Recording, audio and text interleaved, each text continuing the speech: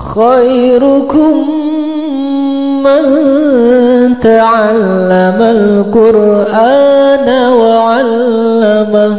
Bismillahirrahmanirrahim. Assalamualaikum warahmatullahi wabarakatuh. Waalaikumsalam warahmatullahi wabarakatuh. Alhamdulillahilladzi arsala rasulahu bil huda wa dinil haqq liyudhhirahu 'alad dini kulli wa kafa billahi syahida. Asyhadu an la ilaha illallah wahdahu la syarikalah wa asyhadu anna Muhammadan 'abduhu wa rasuluh. Allahumma salli ala Sayyidina Muhammad wa ala alihi wa sahbihi ajma'in. Rabbi shrah li sadri wa yassir li amri wahlul 'uqdatam min lisani yafqahu qawli, amma ba'du. Qala Allah Ta'ala fil Qur'anil Karim, wa in ta'azzana rabbukum la in syakartum la azidannakum wa la in kafartum inna azabi lasyadid. Al-ayah. Puji dan syukur kita panjatkan kehadirat ilahi Rabbi Allah Subhanahu wa Ta'ala. Sholawat dan salam semoga terlimpah dan tercurah kepada junjungan kita Nabi besar Muhammad sallallahu alaihi wasallam, kepada para keluarganya, para sahabatnya, para pengikutnya, termasuk kita yang sudah hadir melalui Zoom meeting ini atau sedang berjuang berusaha untuk masuk.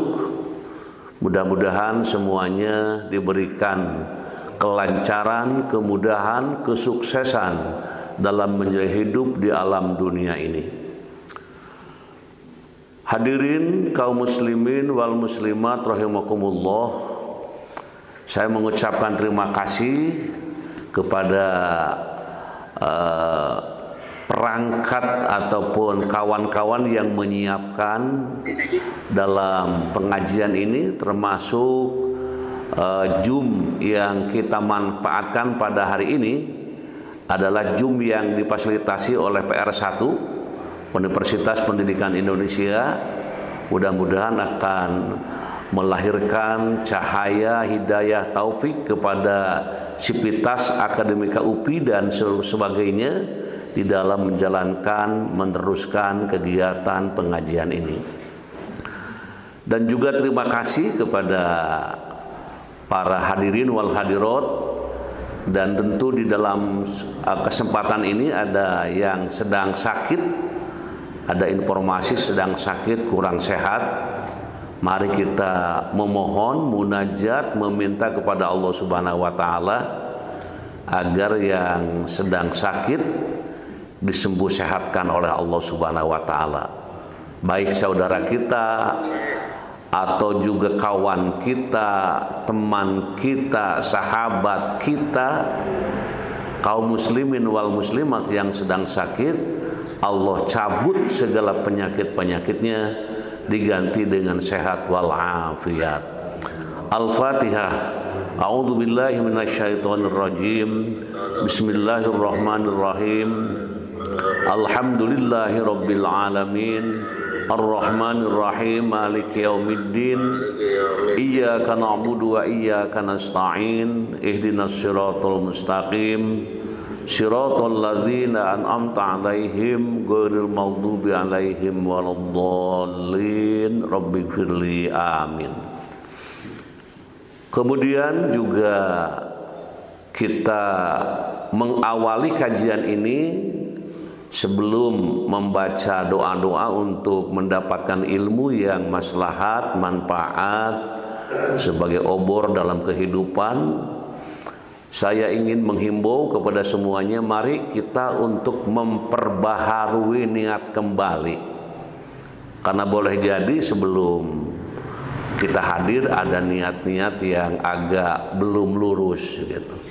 Mari kita luruskan niat kita, kehadiran kita semata-mata untuk meraih, untuk menggapai ridho Allah Subhanahu wa taala, dan Allah ridho terhadap kegiatan kita di dalam kajian ini dan setelah kajian ini selanjutnya. Kemudian doa untuk meraih ilmu yang manfaat kita baca bersama-sama. Bismillahirrahmanirrahim. Rabbishrah li sadri wa yassir li amri wahlul 'uqdatam min lisani yafqahu qauli. Rabbi zidni ilma warzuqni fahma. Allahumma anfa'na bima 'allamtana wa 'allimna ma yanfa'una wa zidna ilma. Allahumma nawwir qulubana binuri hidayatik kama nawwartal arda binuri syamsik abadan abada birahmatika ya arhamar rahimin walhamdulillahi rabbil alamin. Amin amin ya Allah ya rabbal alamin. Tema yang akan kita kaji, yang akan kita ungkap, kita bahas dalam kesempatan ini, mohon ditayangkan oleh host ya. Temanya sudah kita baca bersama dan sudah kita informasikan sebelumnya, yaitu sekaitan dengan banyaknya gitu ya. Nah ini, ataupun mengapa, ini pertanyaan nih, kajian surah Al-Baqarah ayat 2, mengapa kitab Al-Quran yang telah dijamin kebenarannya kurang diminati untuk dibaca? Itu judulnya. Jadi judulnya ini cukup menggelitik gitu ya. Pertanyaannya, mengapa kitab Al-Quran yang telah dijamin kebenarannya kurang diminati untuk dibaca? Karena begini ya, dalam diskusi kawan-kawan, banyak orang yang membaca buku-buku tulisan siapapun, dan di rumah ini banyak buku, puluhan, ratusan, bahkan mungkin ribuan. Dan para penulisnya sudah menyatakan di situ bahwa buku ini masih kurang sempurna, gitu ya, masih kurang sempurna, banyak kehilapan dan kesalahan. Jadi penulisnya sendiri mengakui tentang kekurang sempurnaan tulisannya itu. Beda dengan Al-Quran. Al-Quran itu sudah Allah menjaminnya. Nah, Al-Baqarah ayat 2 inilah yang menghantarkan kepada kajian ini, supaya kita tetap Al-Quran menjadi bagian utama di dalam membaca sehari-hari yang kita tunaikan sebagai wujud seorang muslim.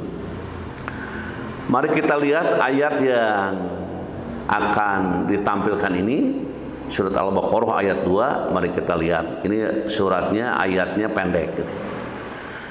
Insya Allah dengan membaca ini kita akan mendapatkan berkahnya. A'udzu billahi minasy syaithanir rajim. Bismillahirrahmanirrahim.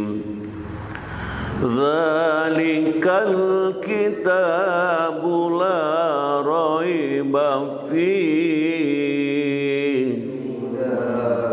hudan lil muttaqin. Ulangi.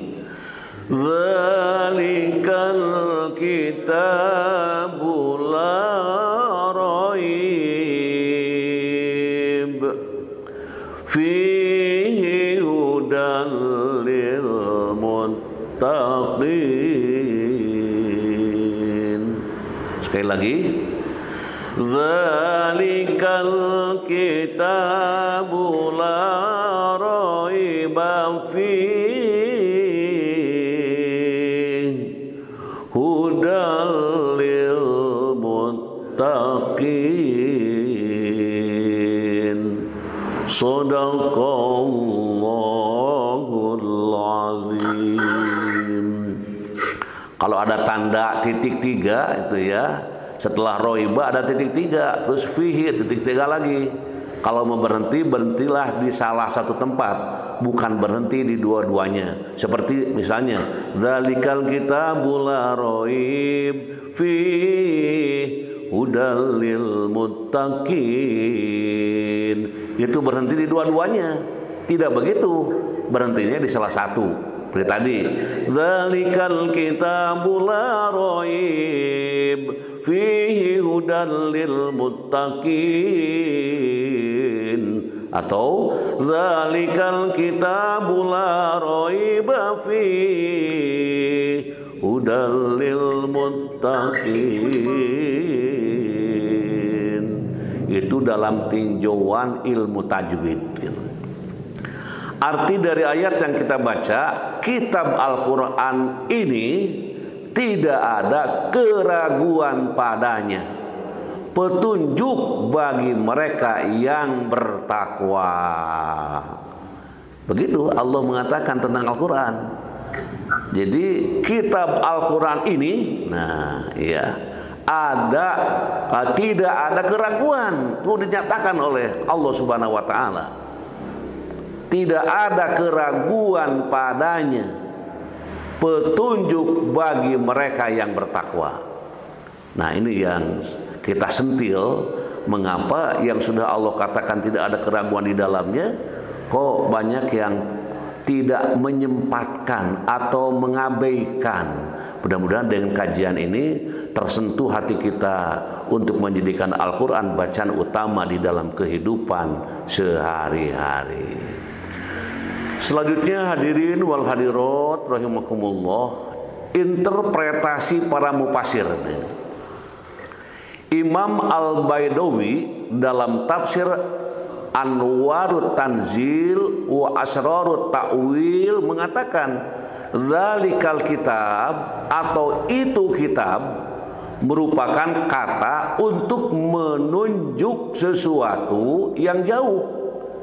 Ia dapat ditafsirkan sebagai surah Al-Baqarah, Al-Quran itu sendiri, kitab atau kitab suci terdahulu. Nah, ini makna dzalikal kitab. Diartikan, dihantarkan oleh mufasir, ia dapat ditafsirkan sebagai surah Al-Baqarah gitu. Atau juga Al-Quran, artinya itu gitu. Jadi bisa artinya surah ini Al-Baqarah, Al-Quran itu sendiri, atau artinya kitab atau kitab suci terdahulu. Jadi ketika membaca itu ingat kepada arti makna ya. Sedangkan makna asal kitab adalah kumpulan, himpunan atau gabungan. Jadi digabung-gabungkan, dikumpul-kumpulkan, dihimpun menjadi satu kesatuan. Sementara Al-Qurtubi, nah ini Al-Qurtubi mengatakan bahwa kitab itu gabungan dari huruf-huruf. Nah ini kata siapa? Kata Al-Qurtubi mengatakan itu.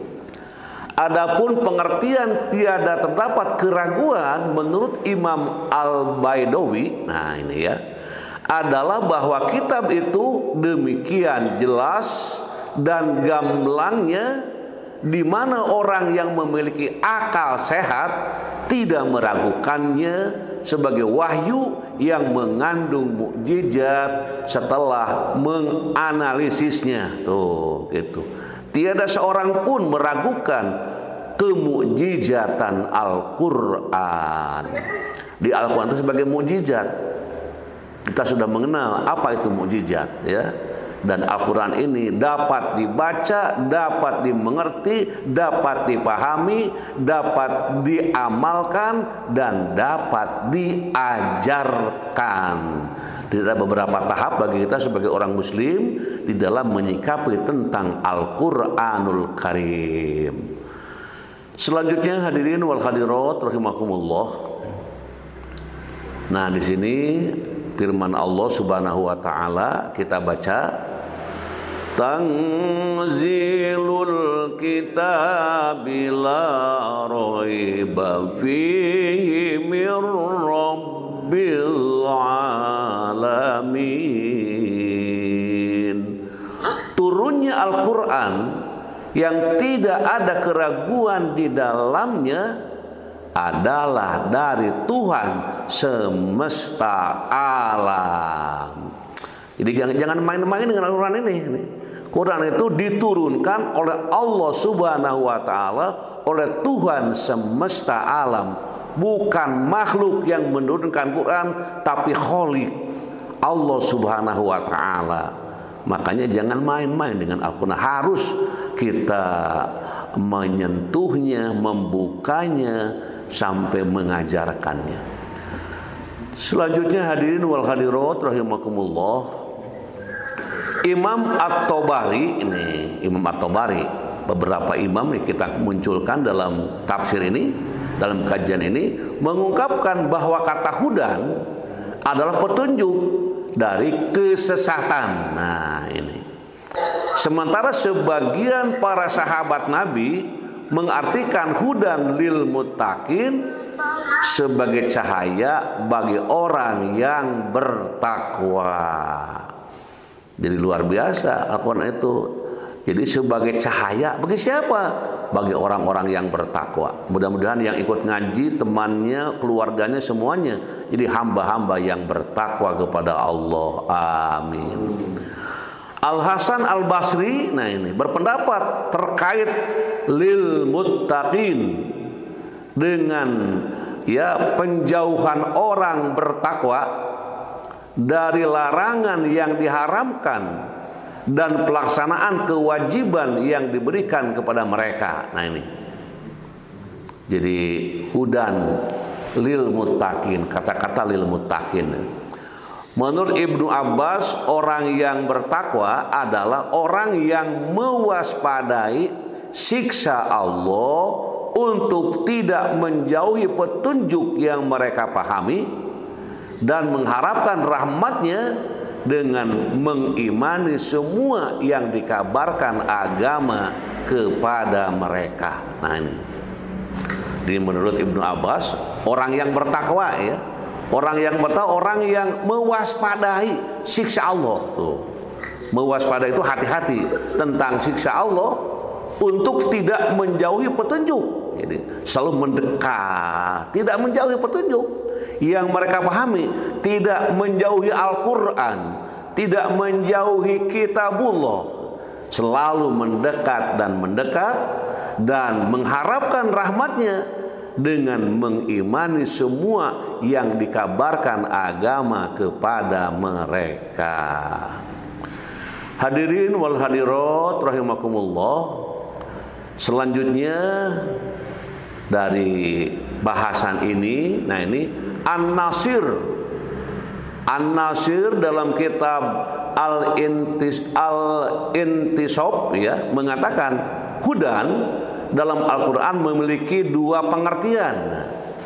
Di kata hudan ini menurut Mufassir mengatakan memiliki dua pengertian hudan itu.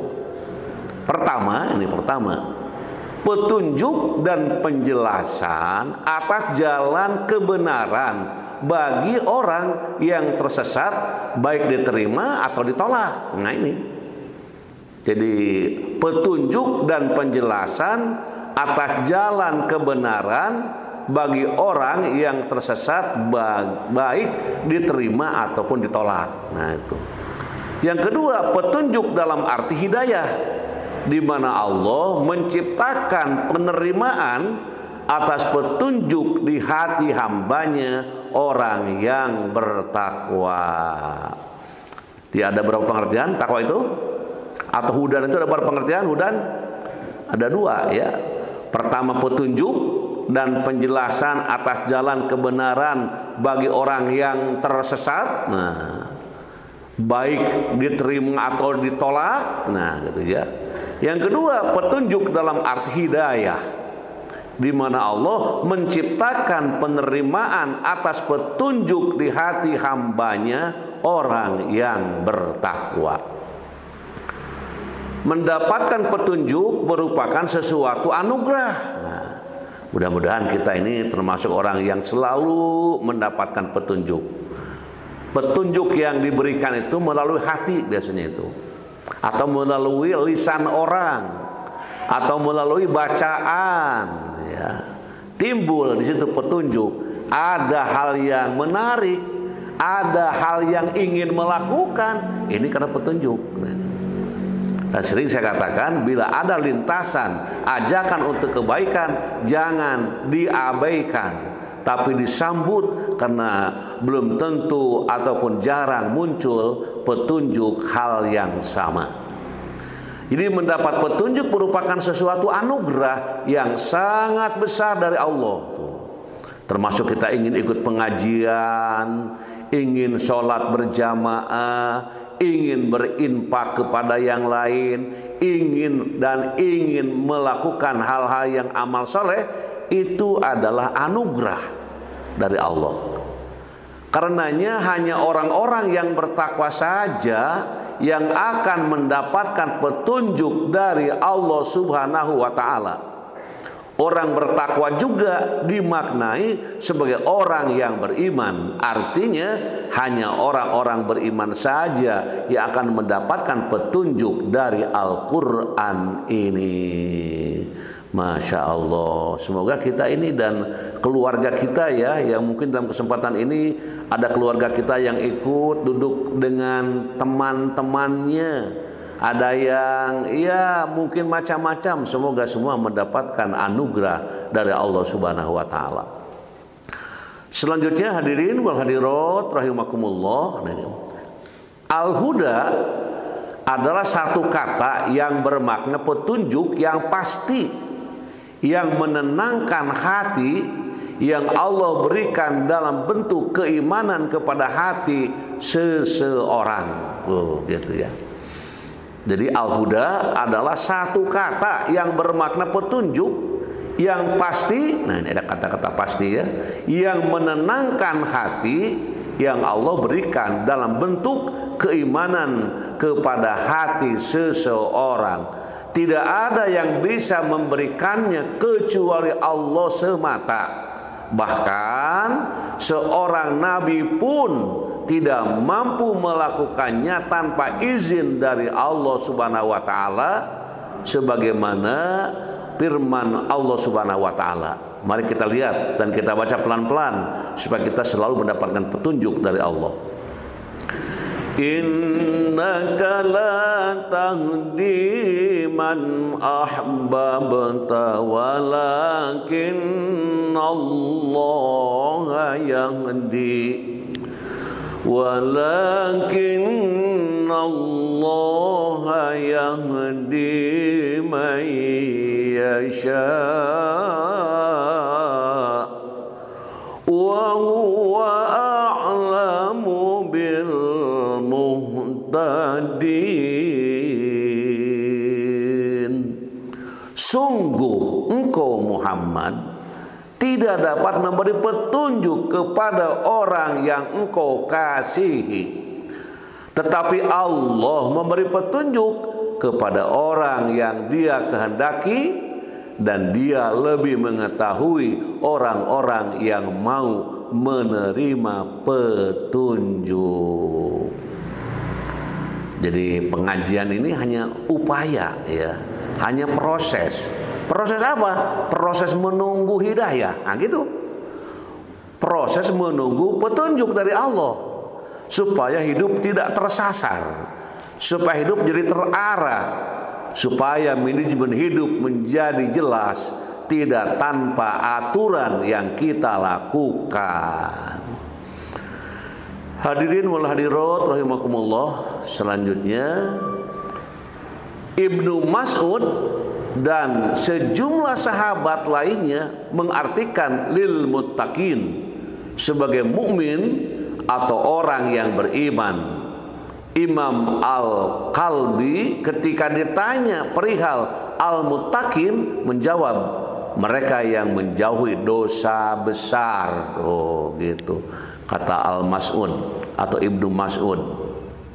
Dari kata al-muttaqin itu mereka yang menjauhi dosa besar. Menjauhi.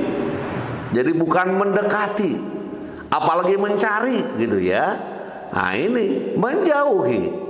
takut, ada rasa takut, rada khawatir, sehingga selalu jaga diri. Itu orang muttaqin, orang yang betul-betul sudah mendapatkan ya petunjuk, selalu ditunjuki kepada jalan-jalan yang membawa keselamatan hidupnya.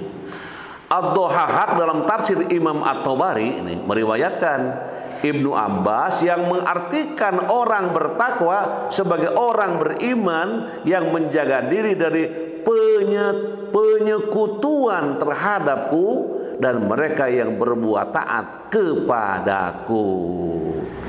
Nah, ini kata At-Tabari. Jadi lebih tegas lagi di situ. Jadi orang beriman yang menjaga diri dari penyekutuan terhadapku. Penyekutuan itu apa? Dimengadakan oleh Tuhan selain Allah. Tidak puas merasa Allah Tuhan itu cari lagi Tuhan yang lain misal gitu ya. Padahal Allah itu sudah satu-satunya Tuhan. Tiada Tuhan kecuali Allah. Nah ini. Jadi selalu ya orang yang beriman yang menjaga diri dari penyekutuan terhadapku dan mereka yang berbuat taat kepadaku. Hadirin wal hadirat rahimakumullah. Sekarang tingkatan takwa, kita ada di tingkatan yang mana ini ya? Menurut Quran surat Al-Baqarah ayat 2 ini kaitan dengan tingkatan takwa. Ada berapa ini? Ada 3 tingkatan. Kita di tingkatan mana ini? 1, orang yang menjaga diri dari azab yang kekal dengan melepaskan diri dari kemusyrikan. Tuh yang pertama, orang yang menjaga diri dari azab. Kita tidak mengundang azab, tidak mengundang siksa, tidak mengundang marahnya Allah, tapi juga kita menjaga diri dari azab yang kekal dengan melepaskan diri dari kemusyrikan. Di kata-katanya, hatinya, perbuatannya, selalu menjaganya, selalu dijaganya untuk tidak terjerumus ke dalam kemusyrikan. 1. Yang kedua, orang yang menjauhkan diri dari segala hal yang bisa memalingkan hatinya dari Allah serta menekan hasrat dan nafsunya dengan ibadah kepada Allah Subhanahu wa taala. Ini yang kedua. Orang yang menjauhkan diri dari segala hal yang bisa memalingkan hatinya dari Allah gitu. Jadi menjaga diri, menjauhkan diri dari segala hal yang bisa memalingkan hatinya dari Allah. Jadi kegiatan apapun ini kalau ada yang sekiranya memalingkan ya dari ingat kepada Allah, menyelupa kepada Allah, nah dia menjauhkan diri dari hal seperti itu gitu. Menjauhkan diri dari segala hal yang bisa memalingkan hatinya dari Allah serta menekan hasrat dan nafsunya dengan ibadah kepada Allah Subhanahu wa taala. Itu yang keberapa? Halo? Yang keberapa? Yang kedua itu. Yang ketiga, orang yang menjauhkan diri dari tindakan pengabaian yang dianggap dosa menurut syariat, termasuk dosa kecil menurut kaum tertentu. Pokoknya menjaga diri, kata kuncinya menjaga diri gitu ya. Untuk selalu hati-hati, untuk selalu takut ya di dalam kehidupan ini. Mengapa? Ya karena tadi adanya sesuatu hal yang turunnya ya hidayah hudan dari Allah Subhanahu wa taala. Selanjutnya hadirin wal hadirat rahimakumullah, ini pelajaran ayat ini, pelajaran ayat tafsir Aisyarut tafsir mengatakan penguatan keimanan kepada Allah taala, kitabnya dan rasulnya serta motivasi untuk senantiasa meminta petunjuk dari Al-Quran. Penjelasan mengenai keutamaan takwa dan orang-orang yang bertakwa. Nah itu pelajaran ayat yang kita baca tadi. Selanjutnya hadirin wal hadirat rahimakumullah.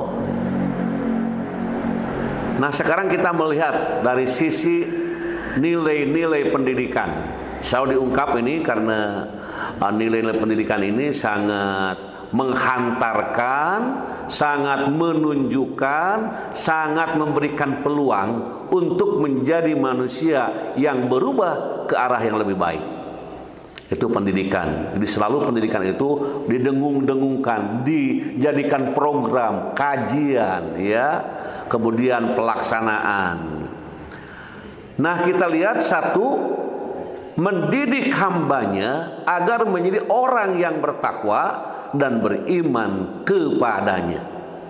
Ini para pendidik, ya, bagaimana kita sebagai orang tua ini menghantarkan anak-anak kita supaya menjadi orang yang bertakwa. Ini tidak gampang, ini harus diperjuangkan. Jangan dibiarkan anak hidup dengan sendirinya tanpa diarahkan, tanpa ditunjukkan.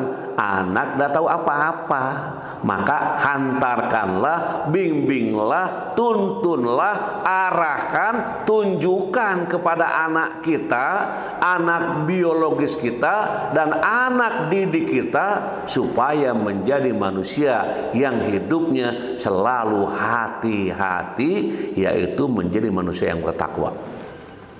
Maka sangat bangga, ya, seorang dosen, seorang guru, seorang orang tua, seorang tokoh masyarakat, seorang yang punya kemampuan untuk menghantarkan anak-anaknya menjadi hamba yang bertakwa. Terus yang kedua adalah mengajarkan hambanya untuk senantiasa mengikuti Allah dan Rasulnya. Nah, ini. Jadi mengajarkan hambanya untuk senantiasa mengikuti Allah dan Rasulnya. Bagaimana ini? Jadi kita sebagai pendidik itu menyampaikan kepada anak didik kita. Kemudian yang ketiga, meningkatkan diri, ya, untuk senantiasa membaca, memahami, mengamalkan, dan mengajarkan. Nah, ini bagaimana kita mengajak, mendidik, membimbing. Bahkan ada bagusnya kalau kita sebagai guru nanya, kira-kira kita sudah berapa ayat yang kita baca hari ini? Oh, gitu. Atau ke anak-anak kita, nak, yang paling besar si Teteh ini sudah berapa ayat yang kita baca hari ini? Oh, si Ade gimana? Si kecil sudahkah ayat Quran dibaca pada hari ini? Wah, gitu sebaiknya. Atau biasanya kan ada makan bersama, ya, keluarga makan bersama. Nah, sebelum makan itu diskusi, sudah berapa juz yang kau baca anakku? Mantap itu, ya. Sudah berapa ayat yang hafal? Wah, ini hebat. Yang keempat, melatih diri untuk terus memperbaiki perilaku dan menjauhi segala yang menyesatkan. Nah, ini melatih diri. Bagaimana caranya, ya? Melatih itu membimbing, melatih itu membiasakan, melatih itu, ya, mengistiqomahkan, gitu, membuat istiqomah diri, gitu, di dalam memperbaiki perilaku dan menjauhi segala yang menyesatkan. Nah, ini ada 4 hal yang ditawarkan di sini dalam kaitan nilai pendidikan yang mungkin bila digali masih banyak, ya. Ini hanya 4 dahulu yang ada di sini. Silahkan dikembangkan, silahkan diarahkan, dan silahkan disesuaikan dengan situasi dan kondisi dalam mengarahkan anak-anak melalui pendidikan menjadi orang yang terbaik dunia dan akhirat. Selanjutnya, hadirin wal hadirat rahimakumullah. Nah, ini kita melihat hendaklah kita membaca Al-Quran. Nah, kata-kata awalnya hendaklah. Kalau hendaklah ini kan anjuran yang ditekankan. Hendaklah, gitu. Hendaklah kita membaca Al-Quran. Maka di sini Rasul bersabda, Iqra'ul Quran fa innahu ya'ti yaumal qiyamati syafi'an li ashabih. Bacalah Al-Quran karena sesungguhnya dia akan datang pada hari kiamat sebagai pemberi syafaat kepada orang yang membacanya. Halo para jamaah, jangan lupa setiap hari baca Quran, ya. Gitu. Berapa saja kemampuannya, gitu. Mungkin 1 ayat, mungkin 10 ayat, atau 50 ayat, bahkan 100 ayat. Bahkan saya bangga ada orang tua yang memberikan tugas kepada anak-anaknya, pokoknya sebelum makan pagi sudah 50 ayat nak ya. Waduh, ini luar biasa. Orang tua yang sangat memahami dan mengerti, terutama dalam menyelamatkan anak-anaknya melalui ya Al-Quran yang diimaninya. Membaca dalam perspektif teologis Islam tidak sebatas membaca teks akan ataupun makna ikro, bukan sekedar membaca, melainkan mencakup kegiatan observasi, pengamatan, penelitian, dan pengembangan. Ini bahkan yang menulis tesis, skripsi, disertasi ya, itu selalu ada ayat yang dimunculkan. Mengapa? Ya mungkin ingin mendapatkan berkah gitu aja, positifnya gitu ya. Karena ada yang mengatakan, jangan nulis Quran, ini bukan tempatnya. Kok begitu orang Islam? Bagaimana ini? Disertasi, tesis, karya tulis ya, dilarang-larang untuk mengungkapkan Al-Quran. Ada yang begitu. Sebaiknya ditanya, mengapa Anda menulis ayat ini? Jawabannya, karena saya ingin mendapatkan berkahnya, Pak. Masya Allah ya. Nah makanya tadi hudan lil muttaqin. Selanjutnya, hadirin wal hadirat rahimakumullah, Allah berfirman. Nah ini ayat yang sering kita baca. Iqra bismi rabbikal ladzi khalaq, khalaqal insana min 'alaq. Iqra wa rabbukal akram, alladzi 'allama bil qalam, 'allamal insana ma lam ya'lam. Ini adalah sudah populer, sudah hafal semua ini. Artinya bacalah dengan menyebut nama Tuhanmu yang menciptakan. Kemudian yang kedua, Dia telah menciptakan manusia dari segumpal darah. Yang ketiganya, bacalah, dan Tuhanmulah yang maha mulia. Selanjutnya, yang mengajar manusia dengan pena. Dia mengajarkan manusia apa yang tidak diketahuinya. Ini adalah surat apa ini? Surat Al-Alaq. Ada orang yang mengatakan surat Iqra, ya itu untuk mudahnya mungkin ya. Karena masyarakat mah tidak mau susah-susah gitulah. Pokoknya surat Iqra, pokoknya surat Alif Lam Mim gitu. Surat Yasin, surat Nun gitu ya. Ada itu. Ada orang yang pokoknya ingin gampangnya, tapi nama-nama suratnya sudah disiapkan juga. Dan anak-anak TK kita ini sudah berubah berpikirnya. Tidak ada surat Iqra, yang ada surat Al-Alaq, kata anak TK begitu. Karena bagaimana dididiknya gitu, bagaimana yang mengantarkan, bagaimana yang mendidik. Nah itu, walaupun ya itu semuanya mengarah kepada kebaikan-kebaikan, insya Allah menjadi ibadah. Selanjutnya hadirin wal hadirat rahimakumullah, mereka yang membaca Al-Quran diibaratkan seperti buah yang memiliki rasa dan bau yang enak. Rasulullah Muhammad SAW bersabda, masalul mu'min alladhi yaqra'ul Quran masalul utrujah, rihuha tayyibun wa ta'muha hulwun. Wa masalul mu'min alladzi la yaqra'ul Qur'an kamasalit tamrah la rihun laha wa ta'muha hulwun. Wa masalul munafiq alladzi yaqra'ul Qur'an kamasalir rihanah rihuha tayyibun wa ta'muha murrun. Wa masalul munafiq alladzi la yaqra'ul Qur'an kamasalil handalah laisa laha rihun wa ta'muha murrun. Nah, ini bahasa hadisnya ya. Mari kita lihat artinya. Perumpamaan orang mukmin yang suka membaca Al-Qur'an ialah seperti buah jeruk ya, ia seperti buah jeruk utrujah. Nah, namanya gitu. Gimana itu? Baunya enak dan rasanya pun enak. Dan perumpamaan orang mukmin yang tidak suka membaca Al-Quran, tidak suka sekali-kali, karena tidak suka membaca Al-Quran, ia seperti buah kurma tidak ada baunya, tetapi rasanya manis.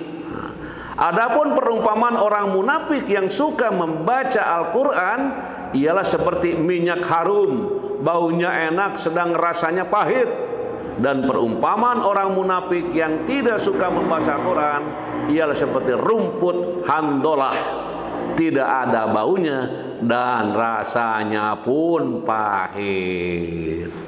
Kita masuk yang mana ini? Masuk yang mana kita ini? Masuk yang nomor 1, nomor wahid. Kita ulangi ya. Kita ulangi, mudah-mudahan kita masuk kepada yang terbaik nih. Perumpamaan orang mukmin yang suka membaca Al-Quran. Ini kata-kata suka ini.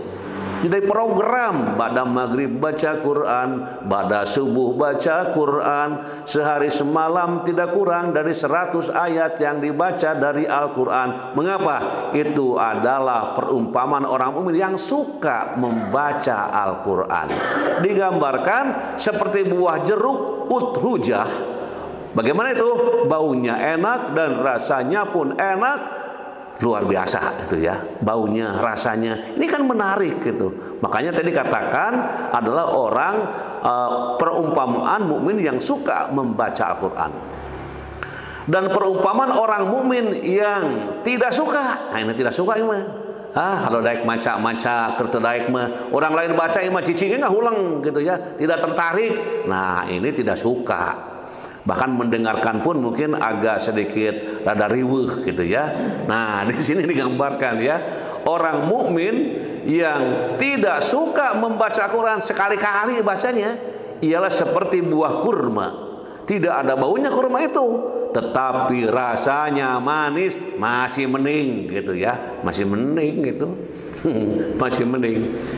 Adapun perumpamaan orang munafik, ini orang munafik. Orang munafik juga membaca ya. Adapun orang munafik, orang yang suka membaca Al-Quran ialah seperti minyak harum, baunya enak sedang rasanya pahit. Ini orang munafik. Dan perumpamaan orang munafik yang tidak suka, tadi yang suka ya, yang tidak suka ini membaca Al-Quran ialah seperti rumput handolah. Bagaimana itu? Tidak ada baunya dan rasanya pahit. Silakan pilih mau jadi yang perumpamaan yang mana kita jadikan. Mudah-mudahan yang pertama ya. Oke, selanjutnya hadirin wal hadirat rahimakumullah. Kitab terus. Nah, ini ada pertanyaan. Kenapa banyak orang yang jarang membaca Al-Quran? Ini pertanyaannya sangat bagus nih. Kenapa banyak orang yang jarang membaca Al-Quran? Mari kita lihat jawabannya ya. Yang pertama, kesibukan manusia pada urusan dunia. Tekabu yang baca Quran. Aduh, abdi ribuh pisan itu teh. Nah, mereka kita kena. Yang pertama kesibukan. Boleh sibuk tapi sempatkan baca Quran. Dari 24 jam sehari semalam, sisihkan 30 menit, 60 menit khusus baca Quran. Subhanallah. Jangan 24 jam habis semuanya. Tidur, dipakai tidur semuanya, dipakai macam-macam semuanya. Mana untuk baca Qurannya? Saya sering mendengar informasi ibu-ibu ya, selesai sholat subuh itu tidak beranjak dari tempat sholatnya sebelum 50 ayat. Seorang bapak bahkan pejabat tidak ataupun tidak mengangkat dirinya sebelum dia itu membaca 100 ayat setelah sholat subuh. Subhanallah. Jadi kita kalau masuk masjid atau di rumah itu sempatkan ya. Kemudian disebutkan di dalam ya Ali Imran ini, zuyyina linnasi hubbus syahawati minan nisa'i wal banina wal qanatiril muqantarah wal qanatiril muqantarati minaz zahabi wal fiddati wal khaylil musawwamati wal an'ami wal harth.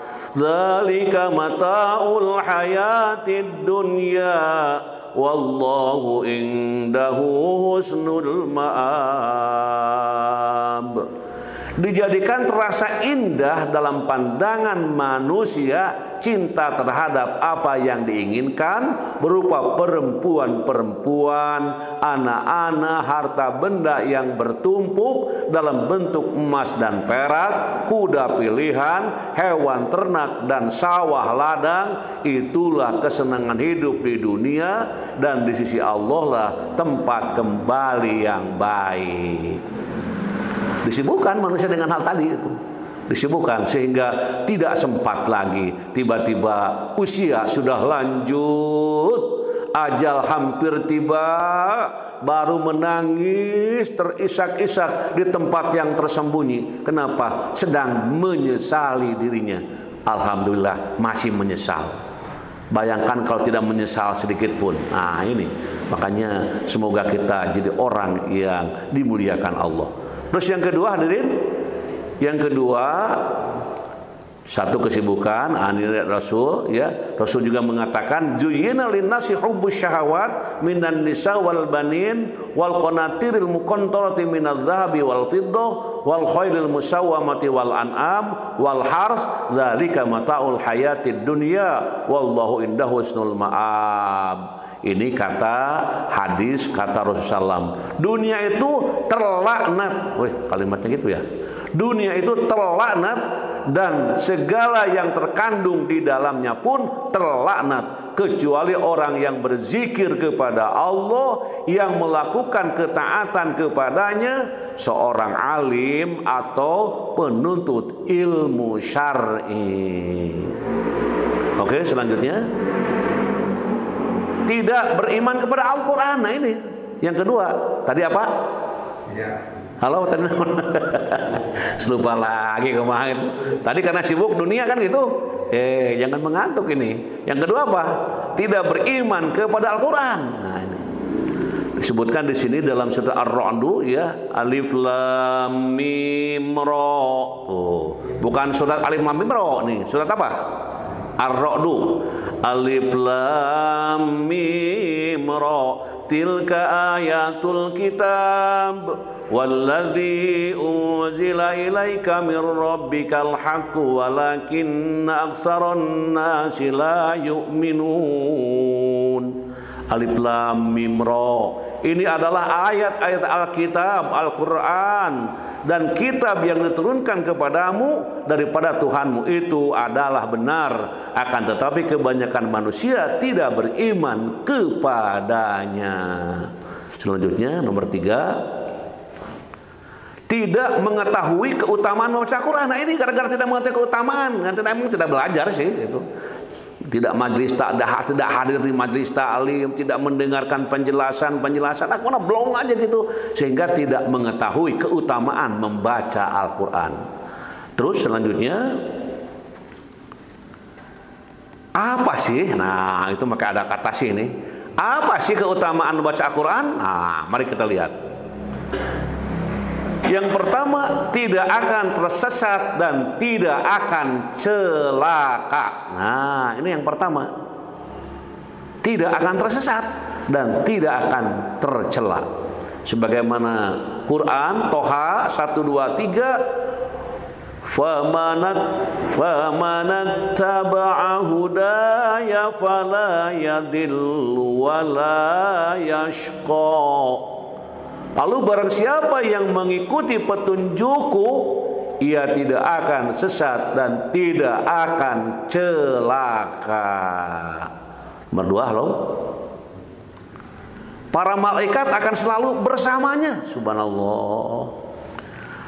Al-mahiru bil Quran ma'asyafaratil kiram al-bararah walladzi yaqra'ul Qur'an wa yatata'ta'u fihi wa huwa 'alaihi syakun lahu ajrani. Seorang yang lancar membaca Al-Qur'an akan bersama para malaikat yang mulia dan senantiasa selalu taat kepada Allah. Adapun yang membaca Al-Qur'an dan terbata-bata, susah di dalamnya dan sulit atasnya bacaan tersebut, maka baginya 2 pahala. Kan ada orang yang membaca terbata-bata, ada nggak apa-apa, dapat pahala juga. Kan yang mahir juga asalnya terbata-bata. Kan yang hebat itu asalnya mah gak bisa. Proses pembelajaran inilah yang terus ditempuh di dalam menuju kesempurnaan melalui usaha dan upaya. Supaya para malaikat itu selalu bersama orang-orang yang membaca Al-Quran dengan hasil pembelajaran. Selanjutnya hadirin wal hadirat rahimakumullah, penyembuh penyakit yang ada dalam dada. Nah ini Al-Quran mengatakan, Ya ayyuhan nasu qad ja'atkum mau'idhatum min rabbikum wa shifaa'un lima fis sudur wa hudaw wa rahmatul lil mu'minin. Wahai manusia, sungguh telah datang kepadamu pelajaran Al-Quran dari Tuhanmu, penyembuh bagi penyakit yang ada dalam dada dan petunjuk serta rahmat bagi orang yang beriman. Subhanallah. Mungkin baru ada orang yang baru tahu, oh gitu ya. Oke, itu dikira nggak gitu. Nah, inilah bersama-sama ngaji. Penyembuh penyakit, karena penyakit dalam dada itu penyakit yang paling berat ya. Bahkan untuk mencari yang mengobatinya itu pergi kemanapun mungkin ya mungkin. Nah ini dilewatkan Al-Quran. Maka Al-Quran sebagai penyembuh penyakit yang ada dalam dada, yang ujungnya sembuh seluruh diri hamba. Selanjutnya hadirin wal hadirat rahimakumullah, yang keempat, memberi petunjuk dan kabar gembira. Ini Inna hadzal Qur'ana yahdi lillati hiya aqwamu wa yubashshirul mu'minin alladhina ya'maluna as-solihat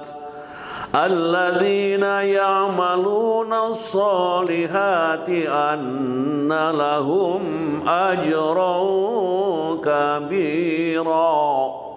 Sungguh Al-Quran ini memberi petunjuk ke jalan yang paling lurus dan memberi kabar gembira kepada orang-orang mukmin yang mengerjakan kebajikan bahwa mereka akan mendapat pahala yang besar. Terus hadirin wal hadirat rahimakumullah, penawar dan rahmat. Mari kita baca sama-sama, mudah-mudahan kita mendapatkan berkahnya. Wa nunazzilu minal Qur'ani ma huwa shifaa'un wa rahmatul lil mu'minin wa la yaziduz zalimina illa khasara. Dan kami turunkan dari Al-Quran sesuatu yang menjadi penawar dan rahmat bagi orang-orang yang beriman. Sedangkan bagi orang-orang yang zalim, Al-Quran itu hanya akan menambah kerugian. Menyesal saya baca Quran, habis waktu cuma baca Quran. Itu orang-orang yang zalim, yang mendolimi dirinya, yang tidak melakukan apa yang seharusnya, merasa rugi dengan baca Quran. Bahkan kalau mendengar orang baca Quran, udah aku bising mendengarnya. Masya Allah, mungkin bisa terjadi seperti itu. Selanjutnya hadirin wal hadirat rahimakumullah, mengetahui kisah-kisah dari para nabi dan rasulnya. Natlu alaika min naba'i Musa wa Fir'auna bil haqqi liqaumin yu'minun. Kami membacakan kepadamu sebagian dari kisah Musa dan Fir'aun dengan benar untuk orang-orang yang beriman. Selanjutnya hadirin wal hadirat rahimakumullah, mendapatkan pahala kebaikan. Nah ini di mana Rasul mengatakan, Rasulullah ya bersabda, siapa yang membaca satu huruf dari Al-Quran, maka baginya satu kebaikan dengan bacaan tersebut. Satu kebaikan dilipatkan menjadi 10 kebaikan semisalnya. Dan aku tidak mengatakan satu huruf akan tetap alif lam mim. Ulangi, aku tidak mengatakan alif lam mim satu huruf, akan tetapi alif, kemudian ya lam dan mim. Berapa huruf? 3 huruf. Jadi kata Rasul, alif lam mim bukan satu huruf, tapi banyak huruf. Nah gitu. Terus selanjutnya, mendapat pahala salat sepanjang malam. Masya Allah. Halo, hei. Ini sangat menarik ini. Mendapat pahala salat sepanjang malam. Kata Rasul, man qara'a bima'ati ayatin fi lailatin kutiba lahu kunutu lailatin. Nah, ini. Mudah-mudahan ini dapat tergugah hati kita. Siapa yang membaca 100 ayat pada suatu malam, dituliskan baginya pahala salat sepanjang malam. Berapa ayat? 100. Saya mana cuman bisa baca kulhu aja, ya Al-Ikhlas. Silakan aja. Kalau Al-Ikhlas berapa ayat? Al-Ikhlas berapa ayat? Lupa lagi ya. Ini dibaca aja sekian kali mencapai 100, ya itu mah urusan masing-masing. Yang penting mah ingin dapat pahala sholat sepanjang malam itu baca 100 ayat Al-Quran. Aduh, saya baru tahu nih, alhamdulillah. Untung ada informasi ini, gitu ya. 100 ayat, halo minimal ya. Jadi siapa yang membaca 100 ayat pada suatu malam, yang dikatakan suatu malam itu dari maghrib sudah malam, maghrib, isya, ya, kemudian jam 10 malam, kemudian jam 24 malam, jam 1, 2, 3, 4, 5 itu masih malam itu. Silakan mau mengambil waktu yang mana itu. Pokoknya 100 ayat, masya Allah. Halo, terus selanjutnya. Selanjutnya, nah ini ada nasihat ini, mohon ini ada nasihat yang bagus ini, nasihat dari Umar bin Khattab. Bagus ini nasihat ini. Coba kita lihat. Jaga dan rawatlah Al-Quran, maksudnya menghafal dan mengamalkannya. Kata siapa tadi? Tadi kan di depannya ada. Demi zat yang jiwaku di tangannya, sungguh Al-Quran lebih cepat lepas hilang dari hafalan daripada lepasnya unta dari ikatannya. Kata Nabi Muhammad SAW adalah satu hadis dalam satu hadis riwayat Bukhari mengatakan begitu. Umar bin Khattab adalah salah seorang sahabat yang begitu perhatian dengan Al-Quran dan penghafalnya. Pada masa kekhalifahan Abu Bakar As-Siddiq, Umar bin Khattab mengusulkan agar menyusun tulisan-tulisan Al-Quran yang berserakan di lempengan-lempengan batu, pelapa kurma, kulit binatang, dan kepingan tulang ke dalam satu mushaf. Selanjutnya, usulan Umar bin Khattab itu tidak lepas dari kondisi saat itu, di mana sebanyak 70 sahabat penghafal Al-Quran gugur dalam perang Yamamah. Peperangan melawan orang-orang yang murtad sepeninggal wafatnya Nabi Muhammad SAW. Melihat kejadian itu, Umar bin Khattab khawatir dan usul agar Al-Quran dibukukan. Semula Abu Bakar As-Siddiq keberatan dengan usulan Umar tersebut karena pada zaman Nabi hal itu tidak dilakukan. Namun akhirnya dia sepakat. Abu Bakar menugaskan beberapa orang untuk menyelesaikan tugas pengumpulan tulisan-tulisan Al-Quran. Di antaranya Zaid bin Sabit, Ali bin Abi Thalib, Utsman bin Affan, Ubay bin Ka'ab, Zaid bin Sabit. Berapa orang? Nggak dihitung ya, dihitung. Selaku sekretaris pribadi Nabi SAW ditunjuk menjadi sebagai ketua pelaksana. Masya Allah. Kemudian pada saat Umar bin Khattab menjadi khalifah dan mengirimkan surat kepada pemimpin pasukan, Umar meminta laporan tentang ada berapa prajurit yang hafal Al-Quran. Sebagai penghormatan, Umar bin Khattab akan memberikan tunjangan kepada prajurit yang hafal Al-Quran. Halo, kalau dilakukan oleh rektor ini, oleh dekan, oleh pimpinan perguruan tinggi untuk mahasiswanya, Masya Allah. Begitu wisuda, siapa yang tamat 30 juz? Masya Allah. Tidak hanya itu, mereka juga akan dikirim ke seluruh penjuru wilayah kekuasaan Islam untuk mengajarkan Al-Quran kepada umat. Salah seorang pemimpin pasukan melaporkan bahwa di pihaknya ada 300 orang lebih yang hafal Al-Quran. Setelah menerima surat itu, Umar bin Khattab mengirimkan surat yang berisi nasihat untuk para penghafal Al-Quran. Nah, di situ ya. Kemudian di situ pemimpin pasukan melaporkan bahwa di pihaknya ada 300 lebih yang hafal Al-Quran. Setelah menerima surat itu, Umar bin Khattab mengirimkan surat yang berisi nasihat untuk para penghafal Quran. Pertama-tama Umar mengingatkan bahwa Al-Quran adalah pahala, kehormatan, dan simpanan bagi para penghafalnya. Ini kata siapa? Kata Umar ketika jadi apa? Ya, jadi pimpinan itu. Oleh karenanya para penghafal diminta untuk mengikuti Al-Quran, bukan malah sebaliknya Al-Quran mengikuti mereka. Karena mereka yang mengikuti Al-Quran, maka Al-Quran akan membawanya masuk ke dalam surga.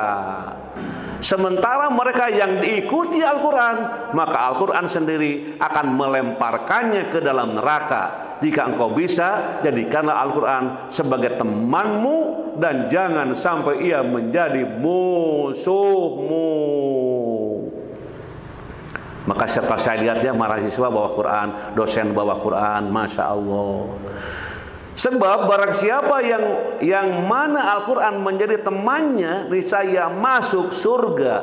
Dan barang siapa dimusuhi Al-Quran, niscaya masuk neraka. Kata Umar bin Khattab dalam kitabnya yang terkenal itu, ataupun Hayatus Sahabah. Selanjutnya hadirin wal hadirat rahimakumullah, Umar bin Khattab mengatakan bahwa Al-Quran sumber petunjuk dan bunga ilmu. Kata Umar juga, Al-Quran adalah kitab yang paling dekat dengan Allah. Oleh sebab itu Allah membuka mata yang buta, telinga yang tuli, dan hati yang tertutup dengan Al-Quran. Dia melanjutkan, siapa saja yang bangun pada malam hari dan kemudian bersiwak, berwudu, bertakbir, dan membaca Al-Quran, maka malaikat akan meletakkan mulutnya dalam mulut orang tersebut dan berkata, bacalah, bacalah, engkau telah harum dan Al-Quran juga harum bagimu. Selanjutnya dia melanjutkan, siapa saja yang bangun pada malam hari dan kemudian bersiwak, berwudu, bertakbir, dan membaca Al-Quran. Ingat ya, langkahnya itu bangun ya, bangun malam hari, kemudian bersiwak, awas, berwudu, bertakbir, dan membaca Al-Quran. Maka malaikat akan meletakkan mulutnya yang mulut orang tersebut dan berkata ya, bacalah, bacalah, engkau telah harum dan Al-Quran juga harum bagimu. Amirul Mukminin juga mengingatkan, membaca Al-Quran dalam sholat adalah harta yang terpendam dan kebaikan yang tersembunyi. Masya Allah. Oleh karena itu dia minta kepada pasukannya dan umat Islam untuk memperbanyak membaca Al-Quran, karena Al-Quran adalah hujah yang memberatkan atau yang meringankan.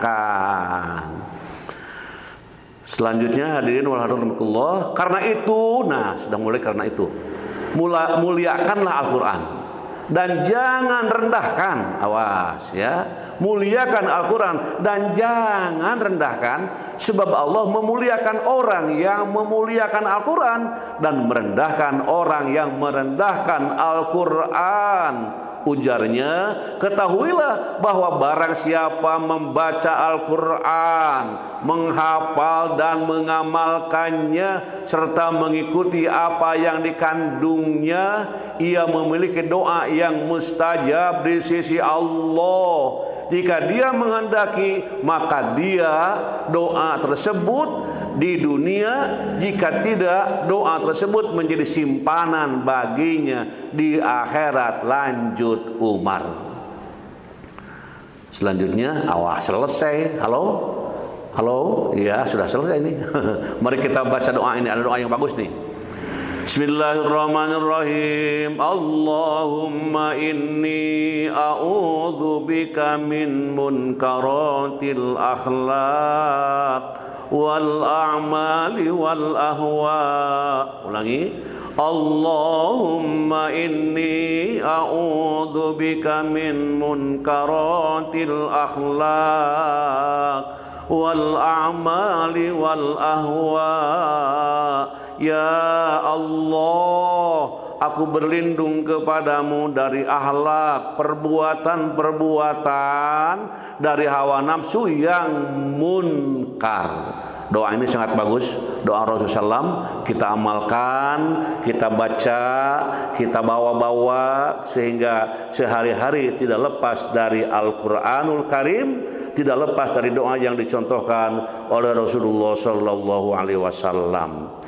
Itulah hadirin wal hadirat rahimakumullah, apa yang kita ungkap, yang kita kaji dalam kesempatan ini. Mudah-mudahan kita mendapatkan berkahnya melalui amal ibadah dan mempelajari, memahami kajian surah di pagi hari ini. Mari kita akhiri dalam kajian ini dengan doa kepada Allah Subhanahu wa taala. Mudah-mudahan doa-doa kita dikabul oleh Allah Subhanahu wa taala insyaallah. Allahumma shalli wa barik wa sallim. Amin. Allahumma rzuqna ilman nafi'an wa rizqan thayyiban wa amalan mutaqabbalan.